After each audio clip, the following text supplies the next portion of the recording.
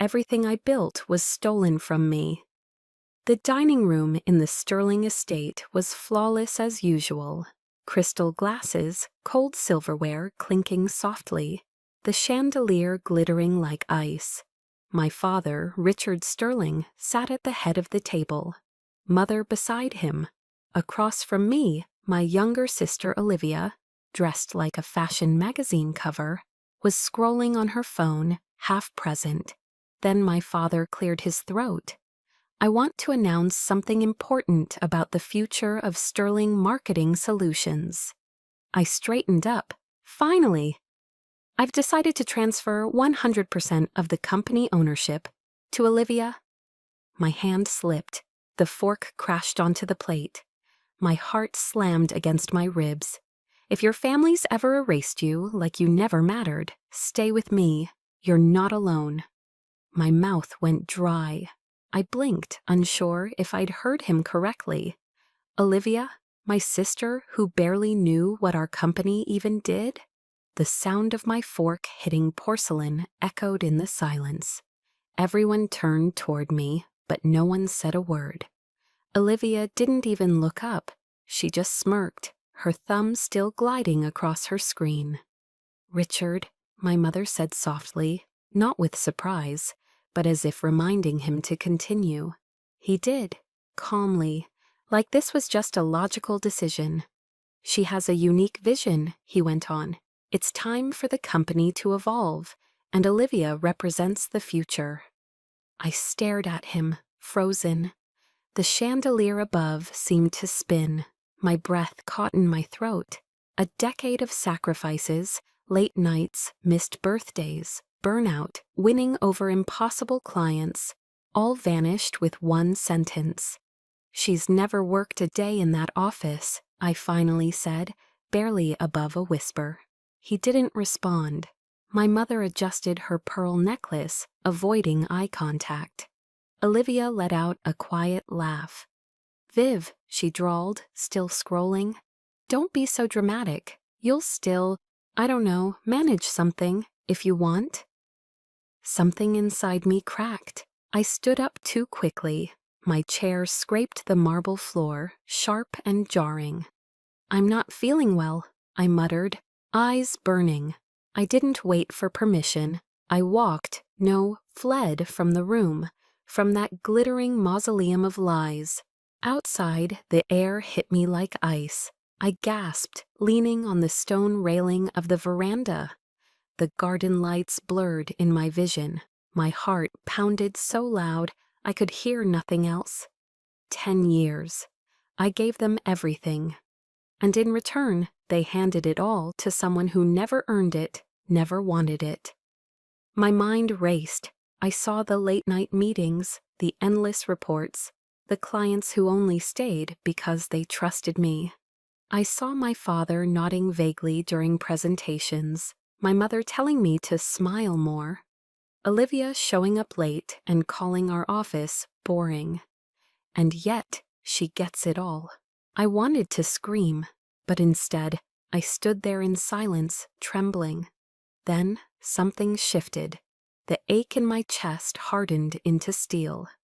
If this was what loyalty earned me, then I was done being loyal. I wiped my face with the back of my hand. The cold didn't feel so harsh anymore. That night, I submitted my resignation. No speeches, no explanations, just a quiet, final message. Effective immediately, I resign from my position at Sterling Marketing Solutions. Do not contact me again. For the first time in years, I chose myself. Sometimes I wonder when I became the second choice. Maybe I always was, and it just took me years to realize it. My 8th birthday was the first time I truly noticed. I had begged for the Lego Dream Home set, spent weeks talking about it, tracing the edges of the catalog page, imagining all the rooms I'd build. The night before, I could barely sleep. I kept picturing myself constructing each floor, laying bricks like some tiny architect with big dreams. The gift I got instead? A typing tutor machine. It's practical, my dad said. "You're a big girl now. Time to get ahead of the curve." I smiled, or tried to. I nodded and thanked them, but my fingers clenched the side of the box too tightly. Something shifted in me that day, like a small tear in fabric that would only grow with time. Fast forward 2 years. Olivia turned 6. She mentioned in passing that she liked puppies. That weekend, they brought home Bella, a purebred poodle with a pink bow and a name tag that sparkled. Mom was ecstatic. Dad took videos. Olivia squealed and giggled as Bella licked her cheek. No one asked if I wanted to hold the dog. I wasn't even in the pictures. I stood in the doorway, invisible, while they celebrated her joy like it was sacred. That's how it was, always. When I got sick, they checked my temperature and told me to get rest. "You've got school tomorrow," Mom would say, handing me plain porridge and closing the door. When Olivia so much as sneezed, the house turned into an emergency room. Thermometers, soup, blankets, lavender oil, cartoons, and someone holding her hand all night. Once I stayed home with a high fever, alone, quiet. A few weeks later, Olivia caught a cold, and they let her sleep in my room because it had the softer light. The message was clear. I was the strong one. And strong people don't need softness. I learned not to cry. I learned to keep my voice steady. I became the responsible daughter, the mature one, the achiever. And I worked hard for those titles. In school, I brought home straight A's, spelling bee ribbons, regional math competition trophies. I practiced speeches until midnight, led school committees, tutored classmates. "Good job," my father would say without looking up. "Keep it up." Then one afternoon, Olivia, 9 years old, came home with a finger painting of a lopsided cat. Mom gasped like she was seeing a lost Monet. "Sweetheart, you're so talented," she said, hugging Olivia. "This is going on the fridge." My science trophy had been taken down the day before to make room for a coupon magnet. I stopped hoping for applause after that. I aimed for silence. No response was better than being overlooked in favor of scribbles and cute comments. At family gatherings, I'd hear my parents talk about Olivia's spark, her natural charisma, her light. When people asked about me, the praise was functional. "Vivian, oh, she's focused. She's got her head on straight. She'll be useful in the company someday." Useful, not brilliant, not vibrant, just efficient. Like a printer. The older I got, the more obvious it became. At 13, I won the county-wide essay contest. My teacher called my writing beyond high school level. Mom skimmed the piece and said, "Make sure your handwriting is neater next time." But when Olivia got a participation ribbon for a dance recital she barely remembered the steps to, they threw a dinner party. "She's a natural performer," Dad beamed, "born to lead." I began to feel like a ghost with a resume. Someone they kept around because I made life easier, not because they loved who I was. At 15, I overheard Mom on the phone with Aunt Marianne. "Vivian? Oh, she's the responsible one. Always doing something useful. But Olivia, she just lights up a room, you know? People love her instantly." People loved Olivia because they were told to. I had to earn my keep. Every single smile, every scrap of praise. I had to work for it like it was currency. And still, it was never enough. One afternoon, I walked into the living room to find my parents helping Olivia rehearse lines for a school play. She had a single line as tree number 3, and she couldn't stop giggling.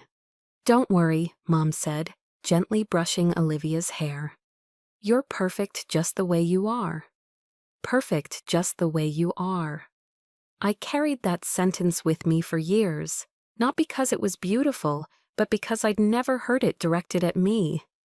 At 16, I landed an internship with a local business accelerator. I remember rushing home, full of adrenaline. "They only picked 3 students from the whole city," I told Dad, "and I was one of them." He looked up from his paper and said, "Make sure it doesn't interfere with your schoolwork." No pride, no hug, just a warning. Later that night, I heard Olivia laughing in the kitchen. She'd baked cookies from a box mix, burnt at the edges, undercooked in the middle. Mom gushed over her. "You're so talented, honey. Maybe you should be a chef." I sat on the stairs, holding my internship acceptance letter, and quietly folded it in half. If there's one thing I regret, it's not seeing the truth sooner. For 10 years, I gave everything to Sterling Marketing Solutions. I started fresh out of college, no gap year, no rest, just straight into the trenches.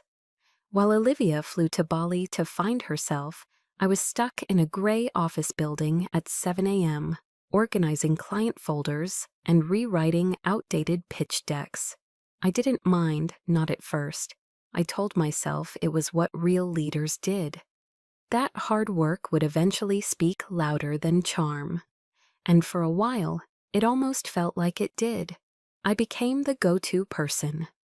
When things broke, I fixed them. When clients panicked, I calmed them. When deadlines loomed, I delivered. My desk light was always the last one off in the building. I took pride in that. There was one night in particular. It was well past midnight. I hadn't eaten in hours, and my eyes burned from staring at spreadsheets. But I stayed to overhaul our onboarding process, because the old system was costing us leads. The next morning, I walked into my dad's office with the full plan printed, highlighted, and annotated. He looked up, nodded, and said, "Okay, try it out. Let's see if it works." That was it. No, thank you. No, this is impressive. Just next. Another time, I landed Prescott Holdings. Jonathan Prescott was infamous for shredding junior executives in meetings. I had studied every angle, anticipated every question. He tested me hard, but I stood my ground. I earned his respect. By the end of that meeting, he shook my hand and said, "You know your stuff. I like that." He signed. I remember walking out of the building feeling 10 feet tall. I had just brought in the firm's largest account to date. That night at dinner, I shared the news with my parents. We got Prescott, full partnership.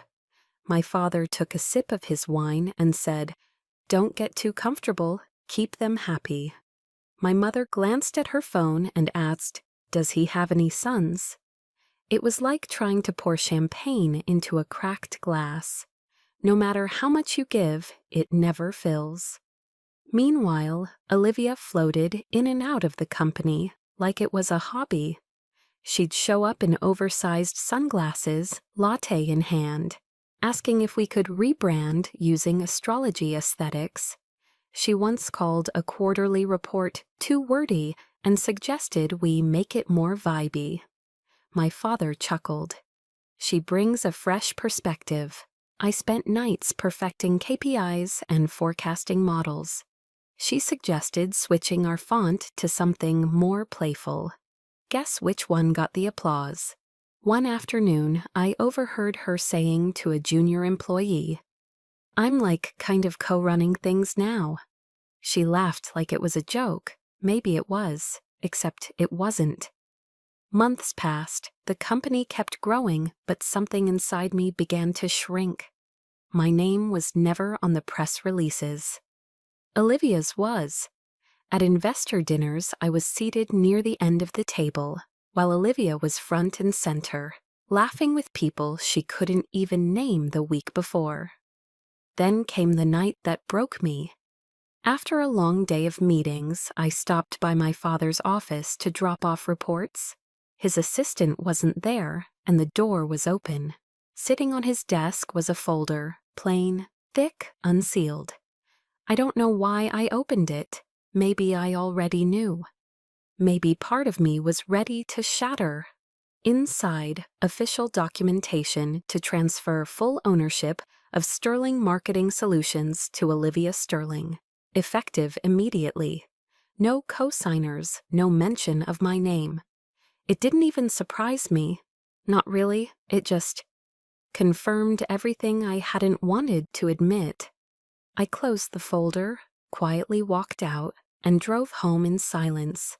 That night, I didn't eat. I didn't shower. I sat at the edge of my bed, still in my blazer, staring at the floor like it might offer some kind of explanation. 10 years. 10 years of missing birthdays, of sleeping in the office, of showing up when no one else did. 10 years of being the safe bet, the hard worker, the one who could be counted on but never celebrated. And now I wasn't even considered. I looked around my apartment, the one I barely decorated because I was always at work. There were no framed photos, no warmth, just folders, reports, and the scent of dry cleaning. I thought about all the times I let myself believe I was building something. That if I stayed patient, stayed loyal, it would be my legacy too. But it was never mine. Not really.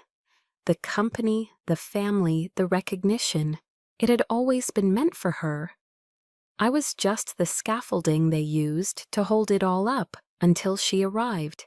There was a moment, maybe 30 seconds, where I felt like I couldn't breathe. Not out of panic, but because the grief sat too heavy in my chest.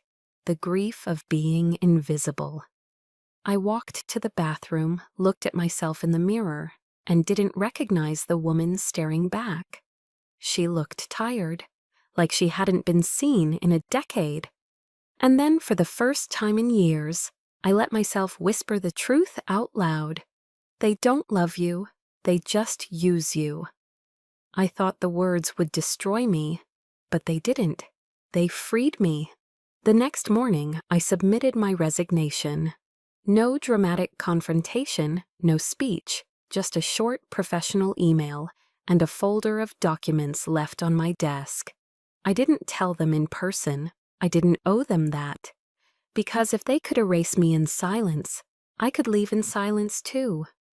The first morning after I resigned, I didn't set an alarm. It didn't matter. I was wide awake by 6.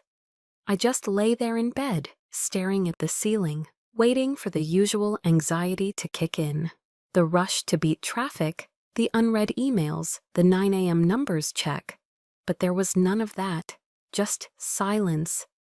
You'd think it would feel liberating, but it didn't. It felt empty. For the first time in 10 years, I had nothing to prove, and I had no idea what to do with that. I got up, made coffee, and sat at the kitchen table, staring at my phone like it had betrayed me. No pings, no crisis texts, no "can you jump on a call" from Dad. Just an empty screen, a blank schedule. I cleaned my apartment. I reorganized the spice rack. I vacuumed the vacuum cleaner. But still, nothing felt real. Nothing felt mine. The quiet was too loud, and under it all, something was starting to rot. Not fast, just enough to make everything feel off. On day 3, I opened a blank Google Doc and titled it Project Ideas. Then I sat there, staring at the cursor for an hour. It blinked. I didn't. That night, I couldn't sleep.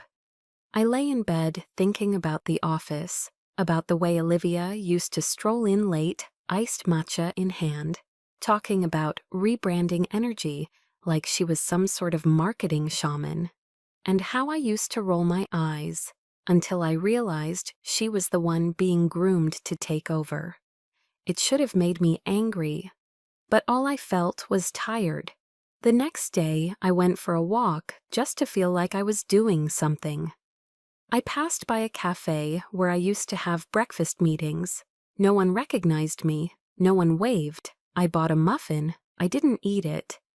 That evening, I finally opened the texts from a few old coworkers. Some were vague. Heard what happened. Hope you're okay. Others were more honest. Things are a mess without you. Olivia's already lost one account. Prescott pulled out. Thought you'd want to know. I should have felt vindicated. Instead, I felt a weird ache in my chest, like watching someone wreck a house you built with your bare hands, but you're not allowed to stop them. I turned off my phone and didn't touch it for 2 days. Then came Tuesday, gray skies, constant drizzle, the kind of rain that makes the world feel smaller, like it's closing in. I sat on the couch in the same sweatshirt I'd worn all weekend, staring out the window, like I was expecting an answer to fall from the sky. I wasn't okay, but I didn't know how to admit that to myself, let alone anyone else. And then my phone rang. Isabelle Dubois. I stared at her name for a full 10 seconds before answering. Isabelle had been a mentor to me years ago, sharp, intimidating, elegant in the way that made men nervous and women listen. We hadn't talked in months. "Vivian," she said, "I heard." Just that. No sugarcoating, no sympathy baked into fake concern. "I'm fine," I lied. "No, you're not," she replied calmly. "And that's okay, but I didn't call to coddle you. I called because you're not the kind of woman who disappears after a knockdown. You're the kind who rebuilds." I didn't speak. She let the silence sit, then said, "They underestimated you. That's their mistake. But you, don't you dare start underestimating yourself." The tears came before I could stop them. "I gave them everything," I choked out, "and they didn't even see me." "I know," she said, "and they won't, because they don't want to. But the rest of the world isn't them." She took a breath. "I've been following your work for years, Prescott, the turnaround strategy for Cosford. You don't just build campaigns, Vivian. You build structures people trust. I want to talk about what's next. For you, really for you." My throat tightened. "You want to work with me?" "I want to listen," she said, "and then maybe we build something better. But only if it starts with you. Not Sterling, not legacy, you."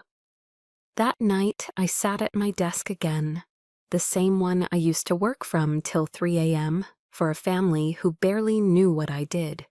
This time, I wasn't formatting a report. I was just writing, messy, unfiltered thoughts, ideas I'd buried for years under other people's expectations. At the top of the page, I wrote, "What if the things they ignored are exactly what make me powerful?" And for the first time in a long time, I didn't feel invisible. I felt dangerous. It's strange how quickly the absence of something makes space for something new. After years of chasing the approval of people who never really saw me, I found myself surrounded by those who did, and who never made me beg for it. It started with Sophia. I showed up at her apartment the night after my call with Isabelle. I didn't text first. I just rang the bell with no plan and no words, hoping that friendship could survive silence. She opened the door, took one look at my face, and said, "Okay, get in here." No questions, no small talk, just warmth.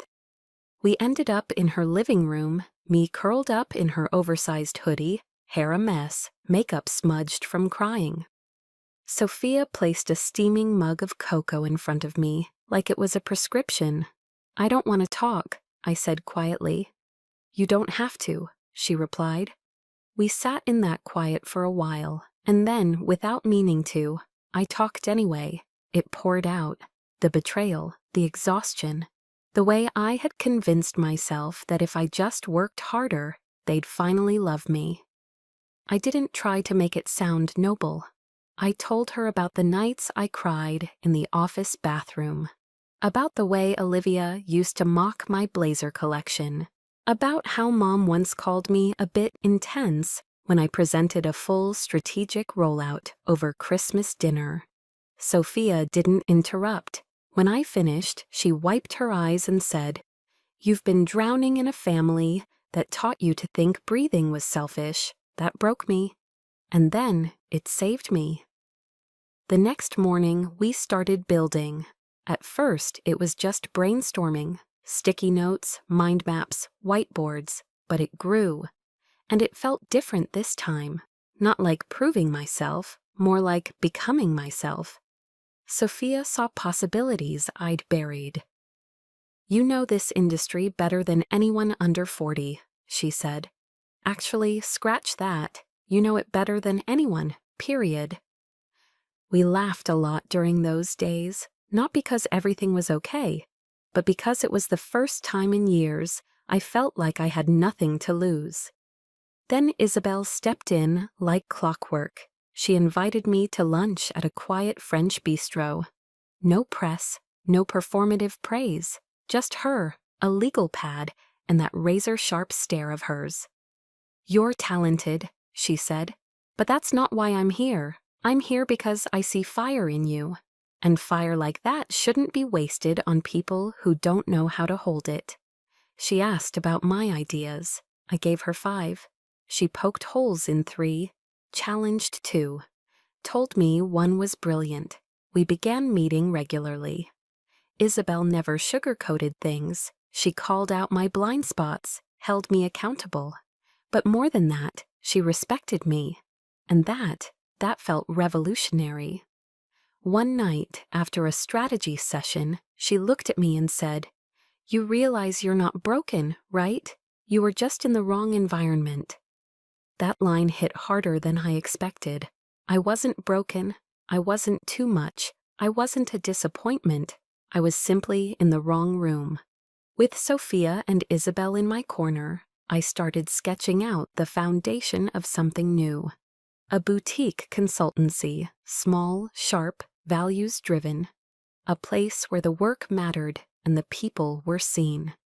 And then Jonathan Prescott reached out. The subject line of his email was 1 word. "Ready?" He didn't waste time. We jumped on a call and he got straight to it. "I've seen what's going on at SMS, he said. "It's a train wreck." I raised an eyebrow. "Subtle," he cracked a smile. "No point sugarcoating it. I gave that business to your family because of you, not because of your last name. Without you, their value dropped like a rock." I swallowed. So I want in," he said. "Wherever you're going, whatever you're building. Prescott Holdings will follow. Hell, we'll invest if you let us." My stomach dropped. "You'd really put money behind me?" Jonathan leaned back in his chair. "Vivian, I already did. You just didn't realize it because someone else cashed the check. This time I'm making it explicit." That moment did something to me. For so long I'd measured my worth by how useful I was to people who never truly valued me. Now here was a client, one of the toughest, most respected names in the field, telling me I was the reason the business ever mattered. I wasn't just enough. I was the reason. After the call, I sat in stunned silence for a few minutes. Then I pulled out my notebook and scribbled in all caps, "If they couldn't see me, it's because they refused to look." I met Sophia at our usual cafe that night. I told her everything. She didn't look surprised. "You were never just a piece in their puzzle," she said. "You were the whole damn picture." We clinked our mugs together like it was champagne. We talked about company names, logos, mission statements. But beneath all the strategy, I could feel something more powerful forming. A version of me that wasn't surviving. One that was building. By the end of the week, I had a name, a plan, and, most shockingly, peace. Not the fake kind that comes from suppressing chaos. The real kind. The kind that comes from being seen. It started with rumors, a few texts from old coworkers, a LinkedIn post about a client account quietly ending, a whispered comment in a group chat I forgot I was still in. Then came the flood. Olivia missed 3 meetings in 1 week. Client renewal rates are tanking. Prescott Holdings is gone, and now Cosford might follow. The board's panicking. Have you heard from them? I hadn't, not yet, but I knew it was coming. Sure enough, 2 days later, my phone rang. The screen lit up with a name I hadn't seen since the night he gave my company to someone else, Richard Sterling. I let it ring once, twice. Then I picked up, Vivian. His voice was tight, overly formal. I could tell he was trying not to sound desperate. That made it worse. There's been some instability at the firm, he said, like he was reading from a press release. Temporary, of course, but we, your mother and I, believe that your experience could be valuable in helping us weather the current situation.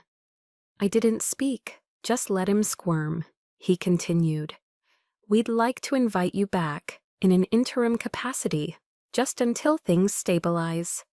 I almost laughed. Invite me back, like I'd been on vacation. What happened to Olivia? I asked. She's still learning, he replied quickly. She has potential, but she lacks your discipline, your command. Now he wanted my command? The same command he dismissed as too intense. Unbelievable. And what exactly are you offering? There was a pause. We're open to discussions, partial ownership, some influence on operations, nothing formal, but I hung up. 3 hours later, my mother called. She opened with, Sweetheart, I know this is difficult to hear. I put her on speaker and poured myself coffee.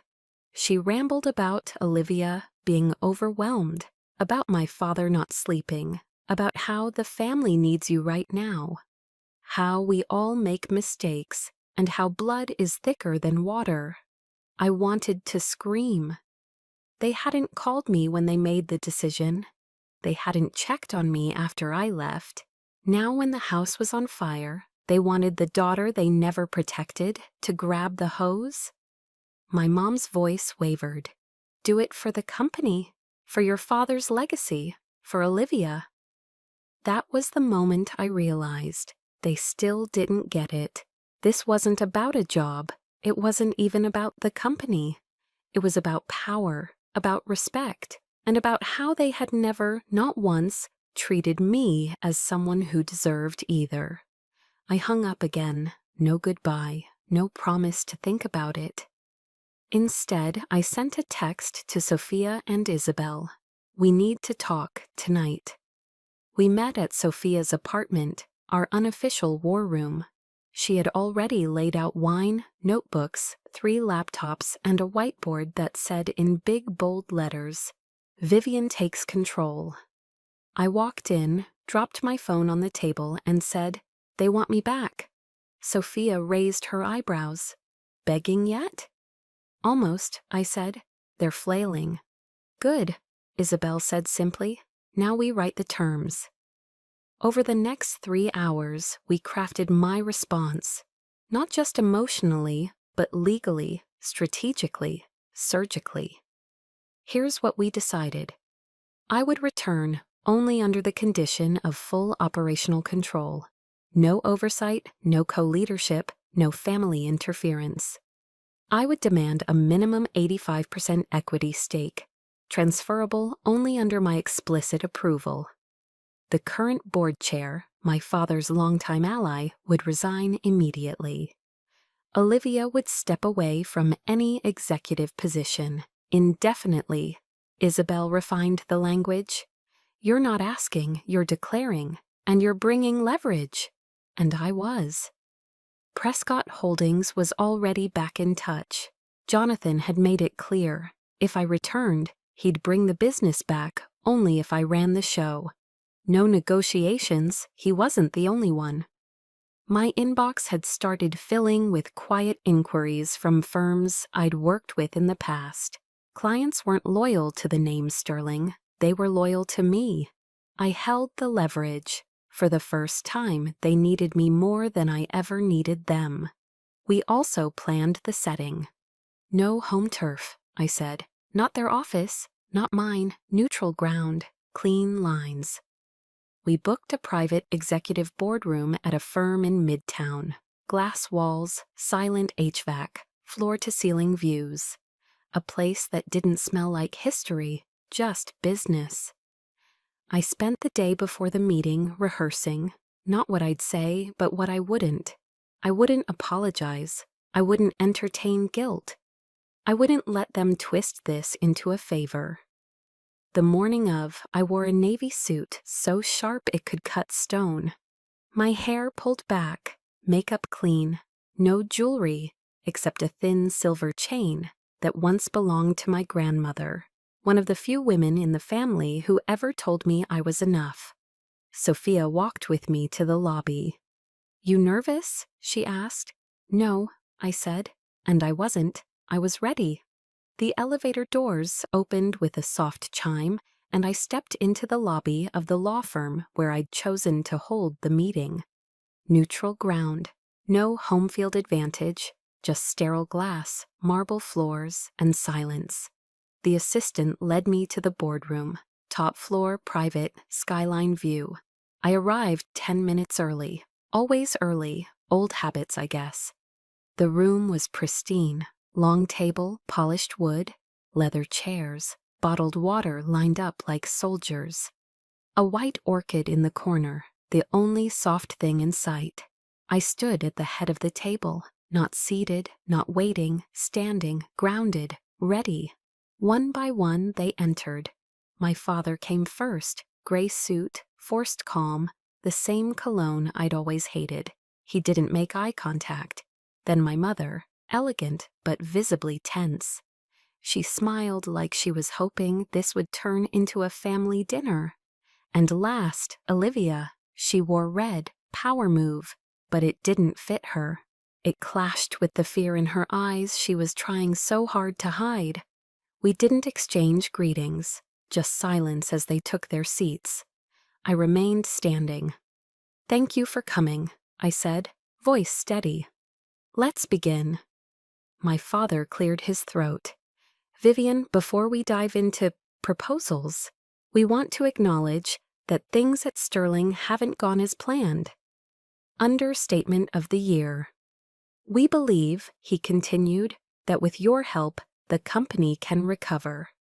There's still room for reconciliation, for rebuilding, as a family." I tilted my head. Interesting word, rebuilding.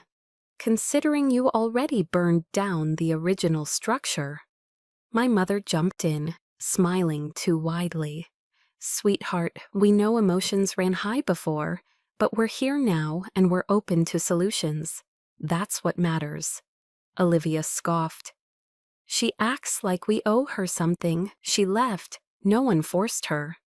I looked directly at her. "No one needed to. You were handed everything I worked for. I just moved out of the way." "You're not the only one who sacrificed," she snapped. "You're right," I said, "but I am the only one who earned anything." I opened the folder in front of me and pulled out the proposal. Slid 3 copies across the table. My father picked his up and scanned the first page. His eyebrows rose. "Full executive control? Majority ownership?" "Yes," I replied. 85% immediate effect. All current family-affiliated board members removed. Olivia excluded from decision-making indefinitely. "That's outrageous," he said, voice hardening. "It's my offer," I said, calm. "You're welcome to decline." "This is still our family business," my mother whispered, as if saying it gently would make it true. "It stopped being a family business the day you gave it to Olivia, without even a conversation." Olivia leaned forward, her voice rising. "Why are you doing this? You're just mad you weren't the favorite. Newsflash, you're still not." I smiled slightly. "That's okay. I'm not here for favoritism. I'm here for control." She opened her mouth to speak, but I beat her to it. "Jonathan Prescott has already signed a letter of intent. Prescott Holdings will return only if I take the CEO role, alone. No shared power, no strings." I slid the second document across the table. The weight of it was immediate. My father froze. My mother's lips parted in shock. "You went behind our backs," my father said, stunned. "No," I replied. "I moved forward when you stopped looking." They said nothing. I stood straighter. I rebuilt the relationships you neglected. Clients trust me, not the name. Vendors return my calls, not Olivia's. You don't have a company without me. You have a brand in freefall. "You're trying to destroy us," my mother said softly. "No," I said, eyes meeting hers. "I'm offering to save what's left." "But at what cost?" Olivia hissed. "You get everything and we get nothing?" "You got everything for free," I said. "Now you'll understand what earning looks like." My father looked older than I'd ever seen him. He leaned back in his chair and stared out the window. "This isn't how families work." "You're right," I said. "It's how business works, and you stopped treating me like family a long time ago." The room fell silent. The kind of silence that weighs on your chest.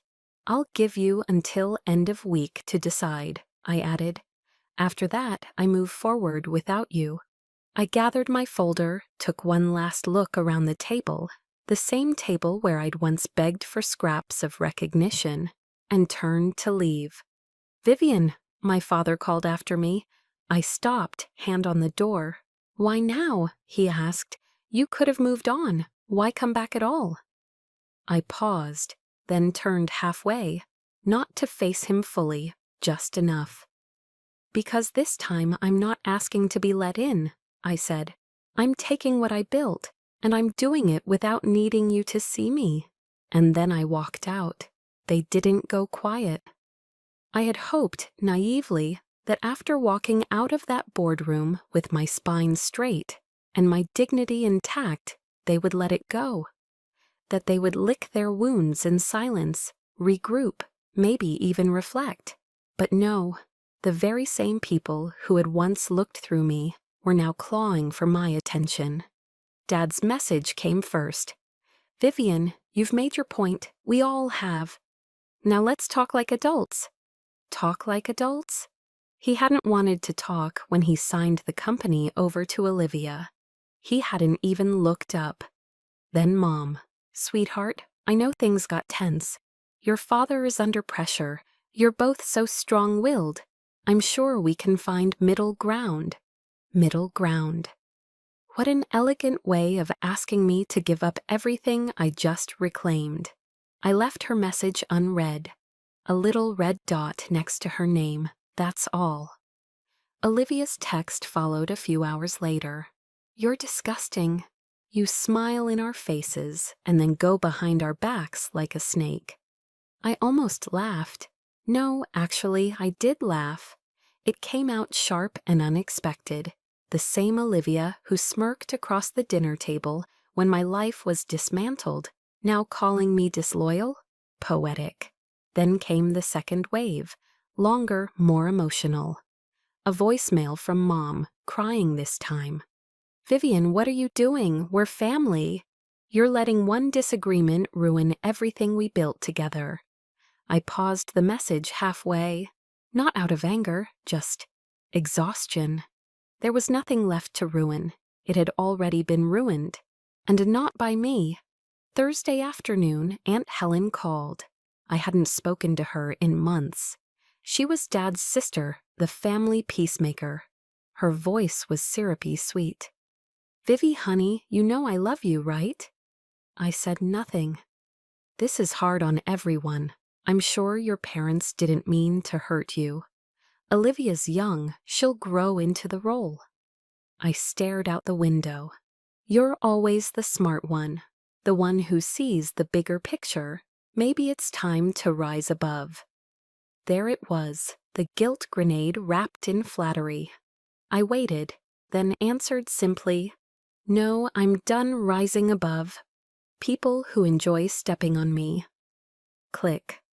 I made tea after that, cleaned the apartment, sat down to write, something I hadn't done in months, No emails, no strategy decks, just a journal. I wrote about the night I stayed at the office till 3 a.m. to save a client no one remembered. I wrote about Olivia making fun of my blazer in front of the team, and how Mom later said, "Don't be so sensitive." I wrote about how I'd spent years chasing crumbs of praise like they were currency, like they meant I was real.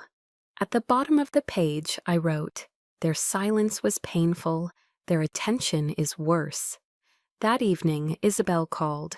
Her tone was clipped but calm. "They'll try again," she said. "Last shot before they fold." She was right. Friday morning, 9:07 a.m., an email arrived from my father. Subject, revised proposal. He offered 40% equity, dual leadership, a compromise on the board makeup, all with one condition: Olivia stayed. I didn't respond. At 10:02 a.m., a second email came. "At least meet us halfway." At 11:45, my mother texted, "Vivian, please, don't destroy this family. We're begging you." Destroy? I hadn't destroyed anything. I had finally stopped enabling the collapse. At 12:15 p.m., I opened my laptop and typed a single reply to both parents. "The deadline remains 5:00 p.m. today. If my terms are not signed in full by then, the offer is void. There will be no further negotiation. Please direct all future communication through counsel." No signature, no warmth, just the truth. I closed my laptop, turned off my phone, and went for a walk. The city was humming, kids screaming in the park, a saxophone player on a corner I'd never noticed before, a couple arguing quietly in front of a flower shop. Everything felt ordinary, which somehow made the weight inside me settle. When I returned home, I made lunch, ate slowly, like I wasn't in a rush to prove anything. 4:56 p.m., Isabel texted me. Signed, all of it, no fanfare, no victory dance. I exhaled, not out of excitement, but relief. It was done. The next morning, I woke up to a gray sky and the smell of rain through my window. I didn't check my phone. I didn't reach for my laptop. I sat at the edge of my bed and let the silence in. It didn't scare me.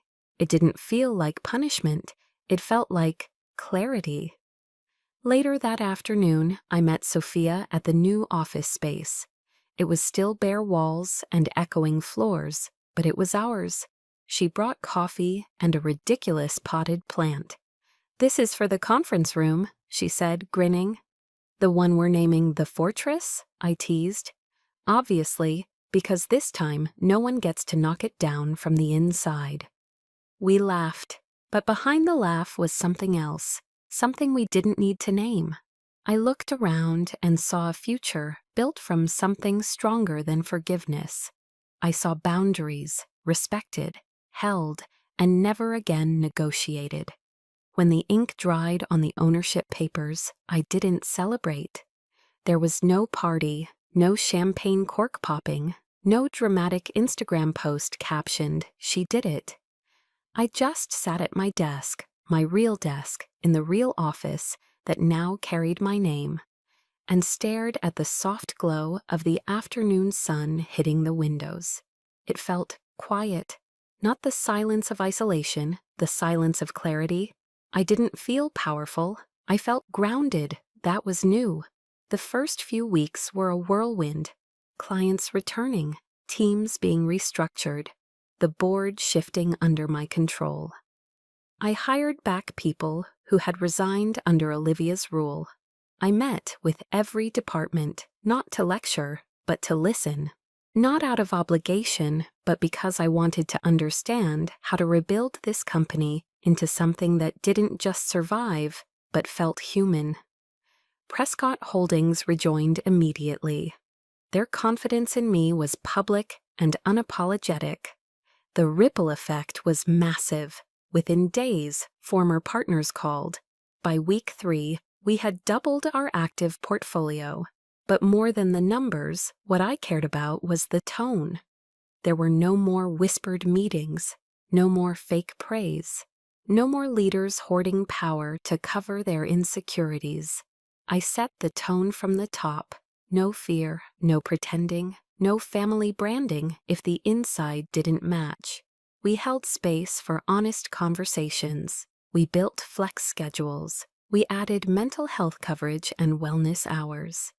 People laughed in the halls again, not the nervous laughter of employees trying to survive, but real full-bellied joy. Once, I passed 2 junior analysts in the elevator, cracking up over a presentation blooper reel they had made. They looked startled when they saw me. One of them started to stammer an apology. I smiled and said, "Send it to me, I could use a laugh." That moment stuck with me, because once upon a time, I would have been the one apologizing. But now I didn't lead from fear. I led from something quieter, conviction, not performance. Still, after the office closed and the meetings stopped, the real work began.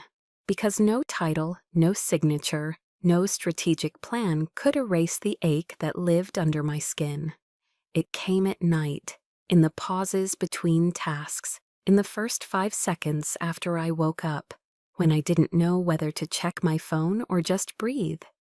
So I started walking, slowly, with no podcast in my ears, no destination, just me and the sidewalk.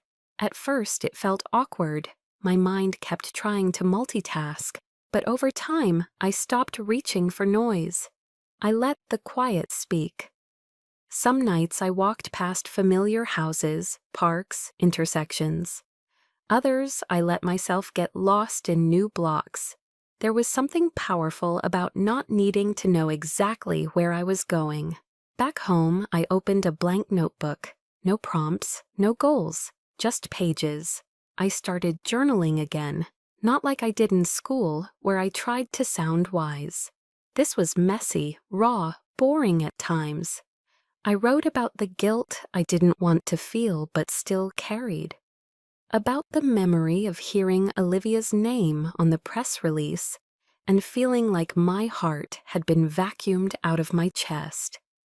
I wrote about Dad's voice, about Mom's half apologies, about how being the strong one always meant swallowing your feelings so others could be comfortable. I wrote about how tired I was of being comfortable for everyone else. I started therapy again, a different kind this time, not fix-me therapy, but walk-with-me therapy. I didn't go to unpack trauma in a blaze. I went to lay bricks, one small moment at a time. Some sessions I just sat in silence. Others I cried so much my therapist handed me a box of tissues before I even opened my mouth. Once she asked me, "When was the last time you did something that didn't make sense to anyone but you?" I couldn't answer, so I started painting, not well, abstract stuff that probably looked like a toddler's fever dream. But that wasn't the point. The point was my hands got messy and I didn't care. That, in itself, felt like a revolution. One Saturday, I woke up early and made tea. The sun was rising outside my apartment window. There was a warmth in the air that hadn't been there in months. I sat on my balcony with a brush in one hand and a ceramic mug in the other. And for the first time in maybe a decade, I wasn't running from anything. I wasn't chasing anyone's approval. I wasn't checking emails at dawn or worrying what my father thought. I was just here, whole. I wrote that word in my journal that night, whole, and then underneath it, not perfect, not over it, just no longer bleeding.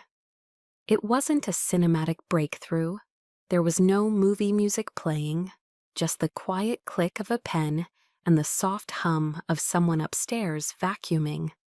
But to me, it felt like the start of a life I chose, not one I inherited or survived or had to constantly fix. One I was finally building, one quiet day at a time. It wasn't a grand moment. There was no spotlight, no slow-motion epiphany. It was just an ordinary night.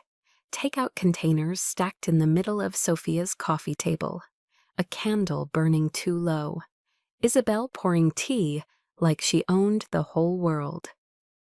I don't remember what we were laughing about, probably something dumb, like the fact that Sophia had tried to microwave an avocado, but I do remember the feeling, that precise, sharp warmth in my chest, safe, solid, known. I glanced up and caught the scene in full.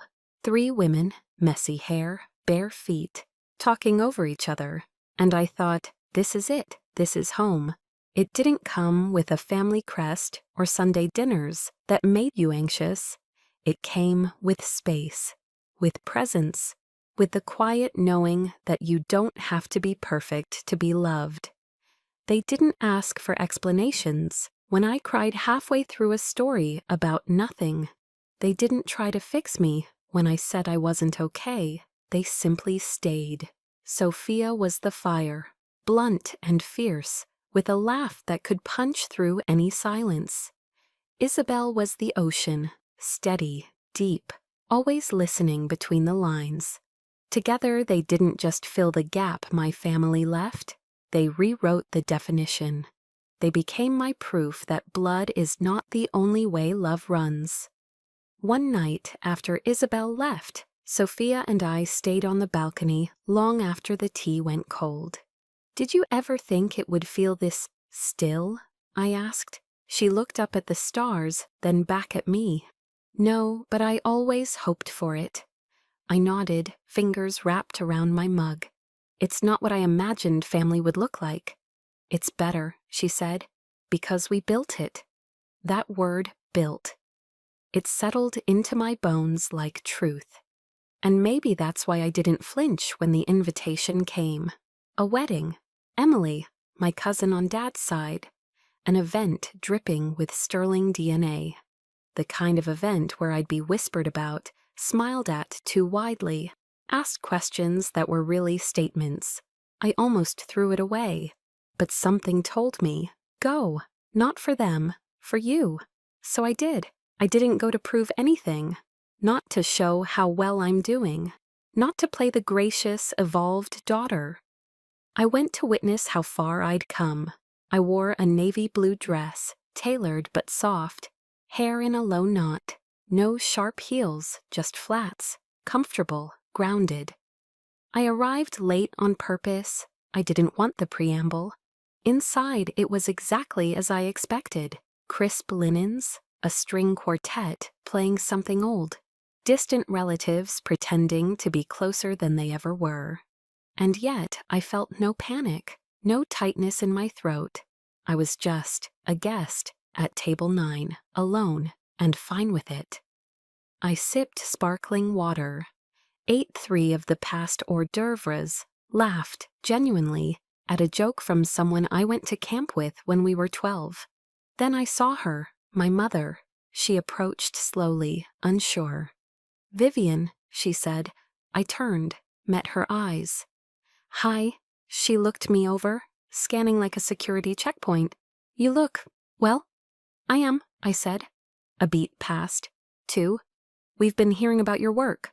Prescott, the rebrand. Everyone says it's impressive." I nodded. "Thank you." Silence. "I hope you're happy," she added, softer. "I am." More silence. She didn't ask to sit. I didn't offer.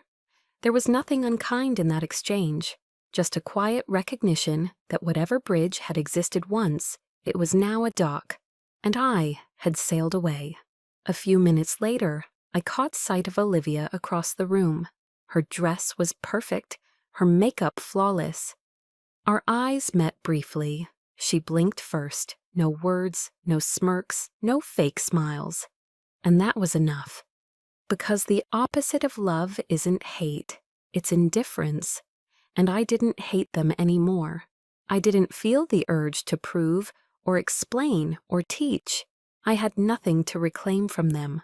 I finished my drink, slipped out before dessert, walked alone under the city lights. The air was cool, and I could hear the sound of traffic humming beneath the concrete. Back home, I kicked off my shoes, microwaved leftover noodles, and curled into the couch. I didn't think about the awkward smiles or the half apologies that never came. I thought about Sophia's dumb avocado, about Isabel's almond tart, and I whispered, "Thank God for the ones who stayed." Not the ones who were supposed to, the ones who chose to. Sometimes I still catch myself waiting for the next blow. A voice saying, "Don't get too comfortable." A headline calling it luck. A lingering doubt asking, was it really worth it? Old habits die loud, but now when those thoughts creep in, I have louder ones, like the sound of my own footsteps on the pavement during morning walks, like Isabel's dry sarcasm on speakerphone, like the soft Sophia hums when I'm talking too fast, reminding me to breathe. There's no dramatic music here, no montage, just me, living my life, quietly and completely. I used to think closure would come wrapped in some big apology, a tearful reunion, a family dinner where everyone finally saw me. But closure, I've learned, isn't always loud. Sometimes it looks like not replying to a message. Sometimes it looks like choosing silence when you know your truth doesn't need a spotlight. Closure isn't their sorry. It's your decision to stop bleeding where you were never bandaged. These days, I still work hard, but not to prove anything. I speak on panels now, not just about marketing, but about boundaries, about burnout, about being the daughter who didn't stay small just to keep the peace. And I tell the truth, not the pretty one, the real one. The truth that sometimes healing means letting people misunderstand you forever. The truth that forgiveness isn't always reconciliation. The truth that strength isn't silence. It's choosing to speak and walk away. On weekends, I teach a mentorship circle for young women in business. We meet in a small co-working space with uneven chairs and too much light. They bring coffee and anxiety. I bring the reminder that they don't have to earn their humanity through performance. One of them asked me once, "How do you stay so sure of yourself?" I laughed because I don't. But I told her this. I stopped looking for peace in places that only gave me pain. And that made room for everything else. Now peace looks like Sophia, dancing barefoot in my kitchen. It looks like the email from Prescott's CEO that ends with "Thank you for making us better." It looks like my reflection in the mirror, not flawless but steady. And it feels like this. No tightness in my chest, no weight on my shoulders, just me, enough without asking.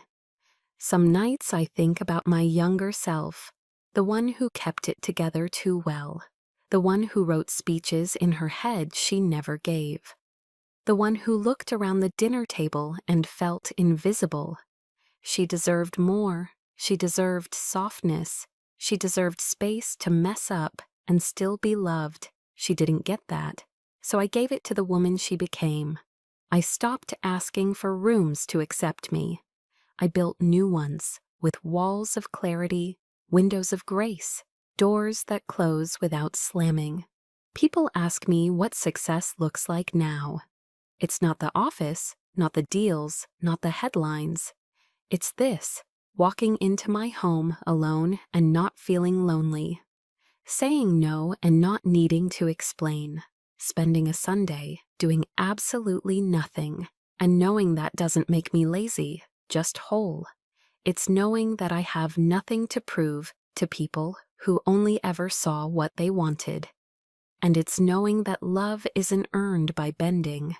It's found in standing still and being chosen anyway.